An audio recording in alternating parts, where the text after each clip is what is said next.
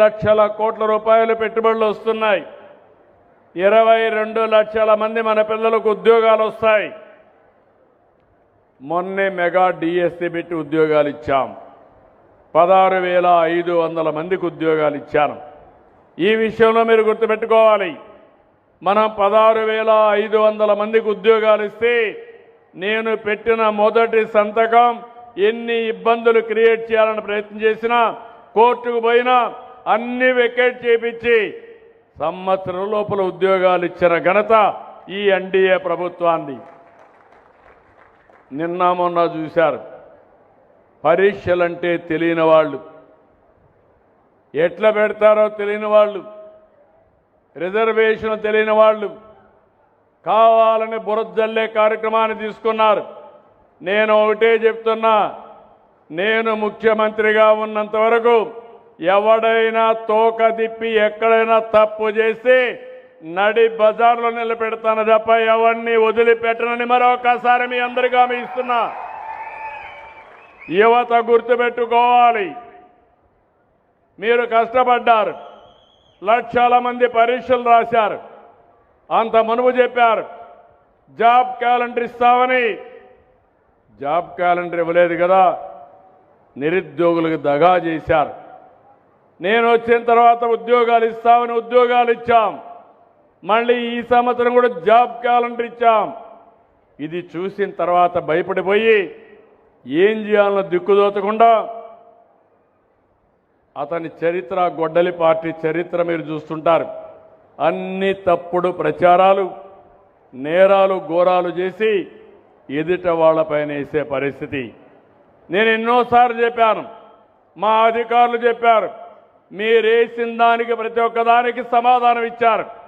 మీరు ఇప్పుడు చేయాల్సింది, మీకు రాజకీయాలు చేసే అర్హత కావాలంటే మీరు స్పష్టంగా చెప్పాలి, ప్రజలకు అపాలజీ చెప్పాలి, నిరుద్యోగుల్ని క్షమించమని మీరు చెప్తే తప్ప మీరు ఈ రాష్ట్రంలో మనుగడ సాధించడానికి వీలు లేదని మరొకసారి మీ అందరి ద్వారా విజ్ఞప్తి చేస్తున్నా.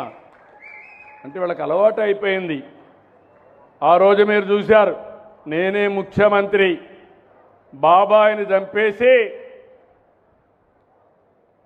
గుండెపోటుగా చిత్రీకరించి మరుసటి రోజు నా చేతిలో కత్తి పెట్టి నారాసుర రక్త చరిత్ర అని చెప్పిన వ్యక్తులు మామూలుగా ఇన్రు.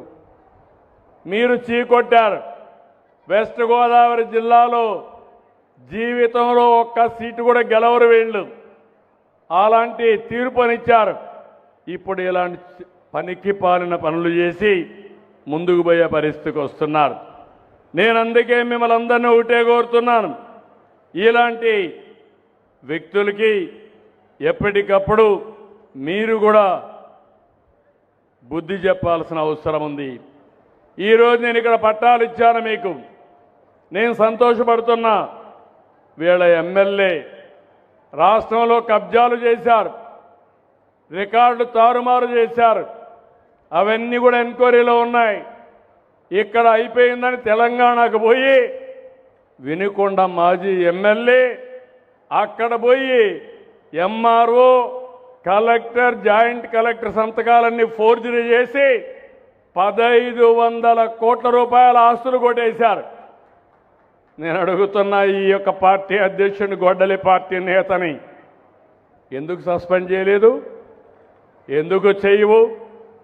మన పరువు ఇక్కడ తీశారు. ఇక్కడ పరపతి లేదు. ఇక్కడ తప్పు చేసి ఇక్కడ ఉండేది సిబిఎన్ 1995. ఇక్కడ నేను కానీ, పవన్ కళ్యాణ్ కానీ, నరేంద్ర మోడీ కానీ వీళ్ళ ఆటలు సాగవని తెలంగాణకు పోయి అక్కడ రికార్డులు తారుమారు చేసే పరిస్థితికి వచ్చారు. ప్రజల ఆస్తులు కొట్టేసే పరిస్థితికి వచ్చారు. మాట్లాడితే వీళ్ళు పతివ్రతలని చెప్పి మాట్లాడే పరిస్థితికి వస్తున్నారు. నేను అందుకే మిమ్మల్ని అందరినీ కోరుతున్నాను, ఈ రాష్ట్రంలో మళ్ళీ వీళ్ళు చూస్తే నాకు ఒక జ్ఞాపకం వస్తుంది. మీరందరూ కూడా గుర్తుపెట్టుకోవాలి, గొడ్డలి పట్టుకునే చేతులకి నాగలబట్టే రైతు బాధలు గుర్తురావు. కోడి కత్తి డ్రామాలు ఆడేవాళ్ళకి వరి కోతలు తెలియవు. గంజాయి బ్యాచ్ను ఓదార్చే వాళ్ళకి పంట సాగు తెలిసే పరిస్థితి ఉండదు. దేవాలయాలపైన దాడులు చేసి విధ్వంసం చేసే వ్యక్తులకి ప్రజల మనోభావాలు తెలియవు. మీరు చూశారు, సాక్షాత్తు కలియుగ దేవుడు వెంకటేశ్వర స్వామి అపవిత్రం చేయాలనుకున్నారు. నాకెప్పుడూ ఒక నమ్మకం, వెంకటేశ్వర స్వామికి అపవిత్ర చేయాలనుకున్న వాళ్ళు, ద్రోహం చేయాలనుకున్న వాళ్ళు ఇంకో జన్మ కాదు, ఈ జన్మలోనే పనిష్మెంట్ తీసుకుంటారని నా ప్రగాఢమైన విశ్వాసం. ఆ విషయం వీళ్ళు గుర్తుపెట్టుకోవాలి. అలాంటి దేవుడికి కూడా ఇచ్చేస్తే గీలో కంటామినేషన్, కల్తీ గీ, అందులో డబ్బులు కొట్టేయడం, ఇలాంటి చాలా చేసే పరిస్థితికి వచ్చారు. అందుకే నేను మిమ్మల్ని అందరినీ కోరుతున్నా, మీరు అప్రమత్తంగా ఉండాలి. ఈరోజు మనం దీపావళి చేసుకుంటాం. ఎందుకు చేసుకుంటున్నాం అనుకుంటే, నరకాసురుని చంపారు కాబట్టి చెడు పైన మంచి విజయం సాధించిందనే ఉద్దేశంతో మళ్ళీ చెడుకు ఎవ్వరూ ప్రోత్సహించకుండా ఉండాలని దీపావళి మనం చేసుకుని నరకాసురుని గుర్తుపెట్టుకుంటాం. ఈరోజు మీరు గుర్తుపెట్టుకోవాలి, ఈ రాష్ట్రం అభివృద్ధి కావాలంటే ఇలాంటి దుర్మార్గుల్ని దూరం పెట్టవలసిన బాధ్యత మీ అందరిపైన ఉంది. ఈ ప్రభుత్వం అన్ని విషయాలు ఆలోచిస్తున్నాం. ఒక పక్క సంక్షేమం, ఎక్కడికక్కడ సంక్షేమాన్ని మెరుగైన సంక్షేమం ఇవ్వడానికి, ఆర్థిక అసమానతలు తగ్గించడానికి, నిజమైన పేదవారికి అండగా ఉండడానికి అనేక కార్యక్రమాలకు శ్రీకారం చుట్టాం. కడానని మీరు చూస్తే P4 అనే కార్యక్రమం కూడా తీసుకొచ్చాం. ఎవరైతే అగ్రస్థానంలో ఉండే 10 మంది ధనికులు కింద నుండే 20% దత్తత తీసుకుని ఎప్పటికప్పుడు వాళ్ళ యొక్క జీవితాల్లో మార్పు తీసుకురావడానికి పనిచేయడానికి. ఈరోజు కేంద్రంలో కూడా మీరు ఒకసారి చూస్తే నరేంద్ర మోడీ గారు చేసే పనులన్నీ కూడా పేదవాళ్ళ కోసం ఆలోచించే కార్యక్రమాలు. ఈ విషయాలు మీరు ఎప్పటికప్పుడు గుర్తుపెట్టుకోవాల్సిన అవసరం ఉంది. ఇవి చేస్తూనే ఇంకో పక్క మీరు చూస్తే ఏ ఒక్కరికి ఇబ్బంది లేకుండా ఉండడానికి ఏ పని కావాలన్నా మనమిత్ర వాట్సాప్ గవర్నెన్స్, మనమిత్రకి వెళ్ళి హాయ్ అని కానీ మీకు ఏ పని ఉన్నా చెప్తే ఆ పని చేసి మళ్ళీ మీకు చెప్పే బాధ్యత ముఖ్యమంత్రిగా నేను తీసుకుంటానని మీ అందరికీ హామీ ఇస్తున్నా. మీ అందరి దగ్గర సెల్ ఫోన్లు ఉన్నాయనుకుంటాను. ఉన్నాయా? సెల్ ఫోన్లు ఉన్నాయని వాళ్ళు చేలు పైకెత్తండి. కొంతమందికి 1 ఉన్నాయి, కొంతమందికి 2 ఉన్నాయి, 3 కూడా ఉన్నాయి. ఒక ఫోన్ బిజినెస్కి వాడతారు, ఒక బిజినెస్ కుటుంబ సభ్యులకు వాడతారు, ఇంకో ఫోన్ ఏదైనా ప్రత్యేకంగా ఉంటే కూడా వాడుకునే పరిస్థితిలో ఉంటారు. సాయంత్రం గంజాయి బ్యాచ్కో లేకుంటే మందు బ్యాచ్కో కూడా వాడుకునే పరిస్థితిలో ఉంటారు. నేను అడుగుతున్నా, సెల్ ఫోన్ ఒక ఆయుధం. మీకు మీ ఇబ్బందులు చెప్పడానికి, మీ మనోభావాలు చెప్పడానికి ఎప్పటికప్పుడు మీరు సమాచారం ఇస్తే దాన్ని బేస్ చేసుకొని నేను యాక్షన్లు తీసుకుంటా.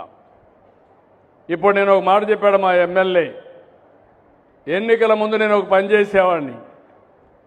ఏ సమస్య వచ్చినా ప్రజల దగ్గర నుంచి సమాచారం తీసుకునేవాడిని. ఓసారి నేను సమాచారం అడిగితే కొంతమంది కావాలని తప్పుడు సమాచారం కూడా ఇస్తారు. ఒకే దాంతో చేసే సమస్య వస్తుంది కాబట్టి నేను 10 రకాల తెప్పించి నేను ఆ రోజు క్యాండిడేట్స్ ఎంపిక చేసుకున్నా. అందుకే 94% సక్సెస్ రేట్ వచ్చింది. ఈరోజు గవర్నమెంట్ 50 సేవలు ఇస్తున్నాం మీకు. మీరు గుర్తుపెట్టుకోవాలి, కొన్ని సేవలు మీరు చూస్తే నేరుగా డబ్బులు ఇస్తాం. అది పేదల సేవలో పింఛన్ల కార్యక్రమం. ప్రతి నెల మొదటి తారీఖు వస్తే నాకు గుర్తొచ్చేది పేదవాళ్ళు. నాకొక్కడికే కాదు, ప్రభుత్వానికి, యంత్రాంగానికి, పార్టీ నాయకులకు, ప్రజాప్రతినిధులు రావాలి. అందరం కూడా ఆ రోజు మీ దగ్గరికి వస్తున్నాం. 1,66,000 మంది, దగ్గర దగ్గర 63 లక్షల మందికి 2 రోజుల్లో పెన్షన్లు ఇస్తున్నాం. నేను దాంతో వదిలిపెట్టడంలా, ఆ పింఛన్ ఇస్తానే ఎక్కడిచ్చాడో టెక్నాలజీ ద్వారా ఆడిట్ చేస్తున్నాను.